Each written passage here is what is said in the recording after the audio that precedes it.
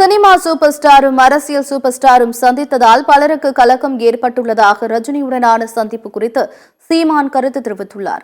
செங்கல்பட்டு மாவட்டம் மதுராந்தகத்தில் நாம் தமிழர் கட்சி சார்பில் மாவீரர் நாள் பொதுக்கூட்டம் நடைபெற்றது. இதில் கலந்து கொண்டு பேசிய சீமான் திமுகவை கடுமையாக விமர்சித்தார். தமிழ்நாட்டில் தமிழ் படித்தால் மட்டும் வேலை கிடைக்குமா என்பது கேள்விக்குறி என்றார். தமிழகத்தில் தமிழ் படித்தால் மட்டுமே வேலை என்ற நிலையை உருவாக்குவோம் என்றும் சீமான் தெரிவித்தார். ரஜினியை சந்தித்ததால் தன்னை சங்கி என்று விமர்சிப்பதாக கூறிய அவர், சினிமா சூப்பர் ஸ்டாரும் அரசியல் சூப்பர் ஸ்டாரும் சந்தித்ததால் பலருக்கு கலக்கம் ஏற்பட்டுள்ளதாக தெரிவித்தார். இப்ப நானும் ஐயா ரஜினிகாந்த் 2.25 மணி நேரம் என்ன பேசணும் எங்க 2 பேருக்கும் தான் தெரியும். அதை சொல்ல வேண்டிய அவசியம் எனக்கும் இல்ல, அவருக்கும் இல்ல.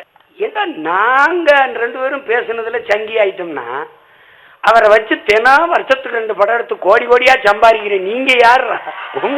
உங்களுக்கு பேச உங்க வீட்டுல காது குத்தா, கல்யாணமா, புத்தகம் வெளியணுமா, பாட்டு வெளியணுமா, எல்லாத்துக்கும் அவரை கூப்பிட்டு கூட வச்சுக்கணும்.